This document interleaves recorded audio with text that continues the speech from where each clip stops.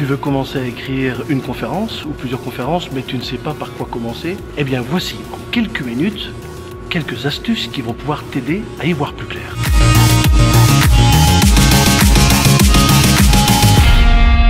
Je suis en ce moment aux États-Unis, à Denver. Je suis à la convention des conférenciers professionnels et d'ici une demi-heure, il va y avoir une soirée de gala. Ce que j'ai envie de partager avec toi dans cette vidéo, c'est une aide pour t'y voir plus clair, pour savoir par quoi commencer avant de commencer à écrire une conférence. Alors, certains pensent qu'il faut commencer à rassembler des idées, d'autres me diront « mais j'ai tellement de choses à dire, je ne sais pas trop par où commencer ». Moi, j'ai envie de te dire, n'oublie pas une chose, c'est qu'en conférence, tu pourras dire tout ce que tu veux, mais les gens ne retiendront qu'une seule chose au fond, c'est ce qu'ils auront ressenti qu'ils retiendront. Donc tu pourrais avoir les plus beaux textes, la plus belle conférence, les plus beaux contenus, les plus beaux outils à partager. Si ton audience n'a rien ressenti, eh bien, il ne retiendra que très peu de choses. Le cerveau va mieux retenir quand une idée est liée à une émotion. Eh bien, il va falloir te servir de cela pour commencer à construire ta conférence. Tu constates que je ne parle pas encore de texte ni de contenu. C'est normal. Avant de commencer à écrire quoi que ce soit, pose-toi cette question. En donnant cette conférence, quelle est ton intention?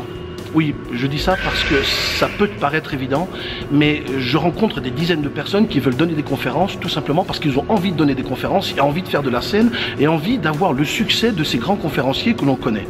Sauf que ça, je suis désolé, c'est pas la bonne intention. Tu vas te tromper parce que tu fais des conférences pour ton ego et donc ton texte, tout le contenu et même ton attitude, tu vas passer à côté de l'objectif. Qu'est-ce que tu veux que ton public accomplisse avec le message que tu as donné? Est-ce que ce message va les pousser à faire quelque chose?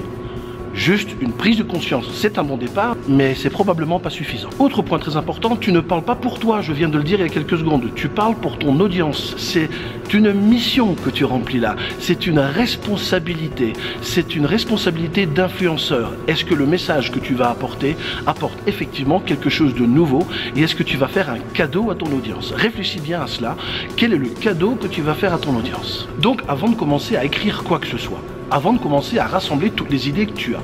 Parce que des idées, tu dois en avoir. 1001 choses, tu dois en dire. Et après, tu peux aussi te poser la question, mais comment je vais faire pour rassembler toutes ces idées en une demi-heure, 45 minutes, 1 heure?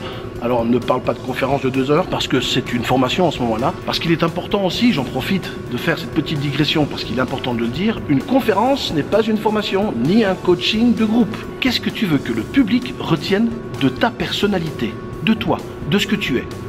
Oui, je sais, ça peut paraître étrange, ça peut être une question qui touche à ton ego, mais c'est bien de cela dont il est question.